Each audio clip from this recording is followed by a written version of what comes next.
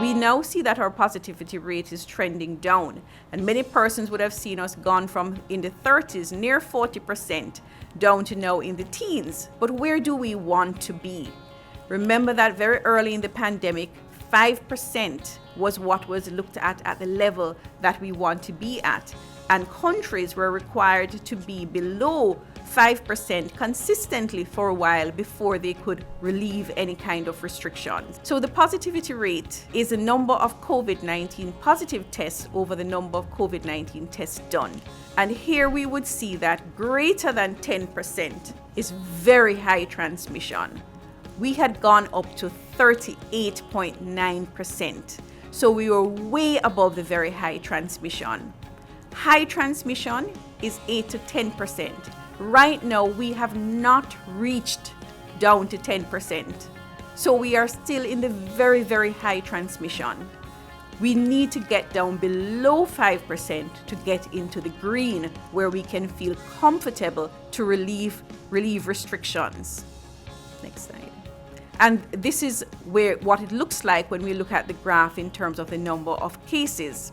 And here we see the last time that we were in that green zone was before the first wave, which was in August, July, and the beginning of August, when our positivity rate would have gone down to as low as 2 or 3%.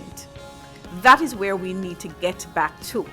And just to look at this slide, you can just imagine that if we were at a 2 to 3% positivity rate at the start of the first wave, and we went up as high as 25% in the peak of that wave. For the second wave, look where we started. We started at 10% on average positivity rate, and we ended up at 38.9%. Now, can you imagine if we were to go into a third wave, starting at a 15% positivity rate? It means that our number of cases would be far more than what we would have peaked at before. What will happen if we do not maintain our restrictions? There is the possibility of a third wave. We see that several countries have gone into a third wave. I mean, countries like Italy, Germany, Hungary, France, Poland, Spain, India, Pakistan, Bangladesh, Indonesia, Philippines, Brazil, Peru, Iran, they have all gone into third phases. And why has that happened? Because as soon as there was a decrease in the number of cases, persons started to become complacent. And we started to lift restrictions.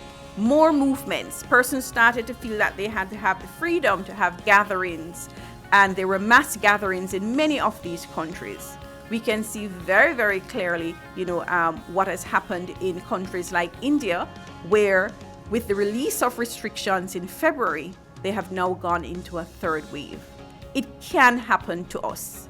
It can happen to us because, as Minister has said, the test results have come back. It does indicate that we have quite a bit of the UK strain in country, which means that there is a high level of transmission coming out of that strain. We have seen that the exposure in the 20 to 29 and the 30 to 39 age group is pretty high with a large number of infections. So if it is that we are not careful and do not continue to have measures that decrease exposure, then we can go into a third wave. And what will a third wave look like? Our starting point is not going to be as low as it was in August last year or even in December of last year. We're going to have higher starting points that are going to result in possibly very, very high rates, where we could have the possibility of as much as 10,700 cases in the peak week compared to 4,000 cases in the peak week of the second wave, and just over 1,000 cases in the peak week of the first wave. Now, it means also that as the number of cases go up, then we could have deaths going as much as 180 deaths that could occur in a week, in a peak week. where we had 59 in week 11, which was a peak week of the second wave, and 31 in week 41 of 2020, which was the peak week of the first wave. Now, 180 deaths in 1 week is something that we would not want to see. It means also that there's going to be a severe stress on our beds.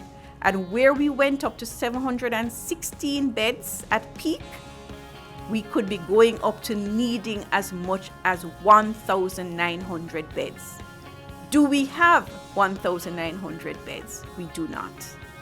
We do not. And we see what is happening in other countries. Hospitals are closing their gates because they do not have oxygen. They do not have beds. It can happen to us.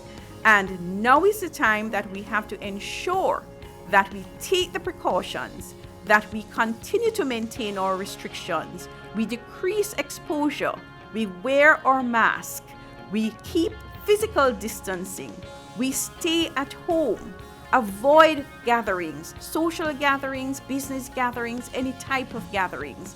We avoid those gatherings to decrease exposure so that we can keep our reproductive rate down, keep our positivity rate down, keep our hospitalizations down.